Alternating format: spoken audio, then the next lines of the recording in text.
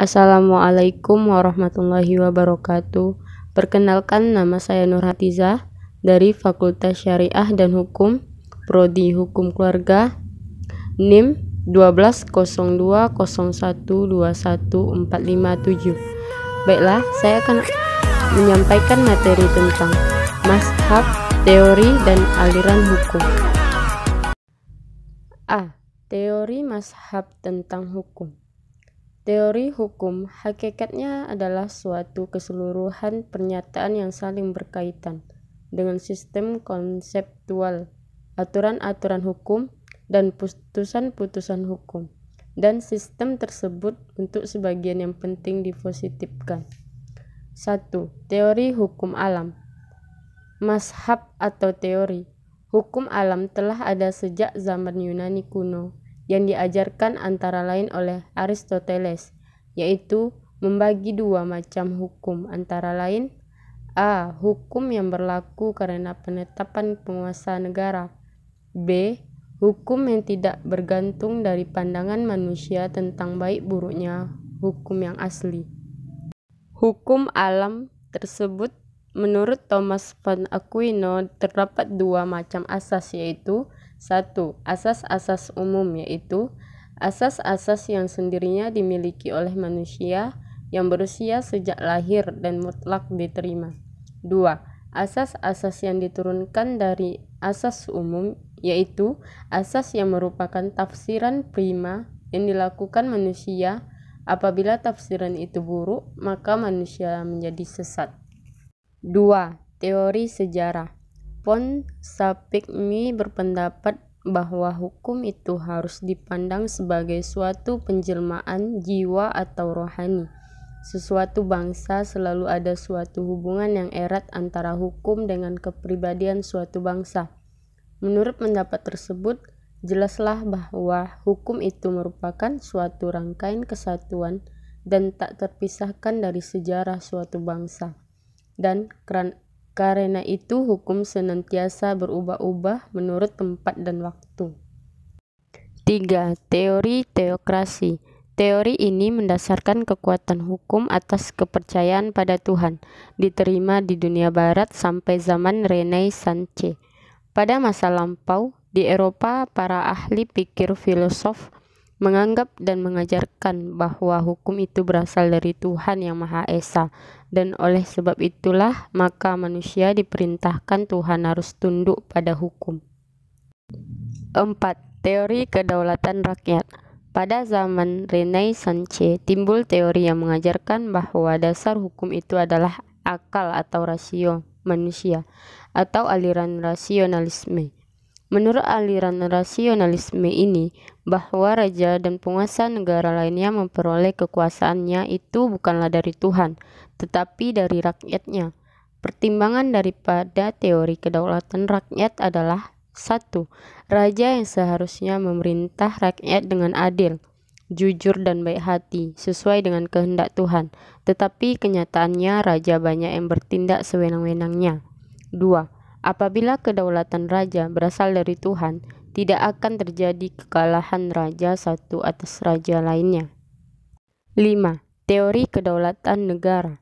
Teori ini dinamakan teori kedaulatan negara, yang timbul pada abad memuncaknya ilmu-ilmu pengetahuan alam.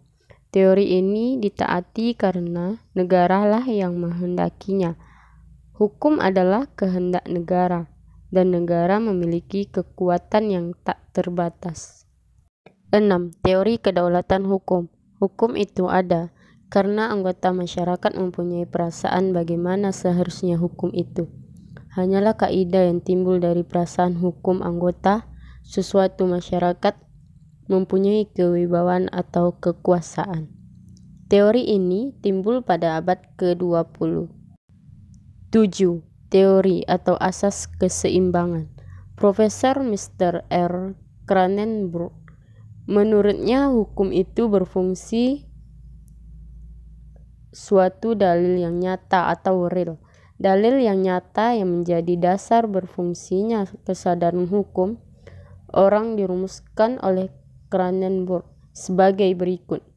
Tiap orang menerima keuntungan atau mendapat kerugian sebanyak dasar-dasar yang telah ditetapkan atau diletakkan terlebih dahulu. B. Aliran-aliran hukum. 1. Aliran positivisme hukum. Aliran positivisme hukum atau aliran legitimisme berkembang pada abad ke-19 setelah kepercayaan kepada ajaran hukum alam yang rasionalistik ditinggalkan orang. Sebagai akibat pengaruh aliran kultur historis school, ajaran positivisme juga memperkuat aliran legisme, yaitu suatu ajaran yang menyatakan tidak ada hukum di luar undang-undang. Undang-undang juga menjadi sumber hukum satu-satunya.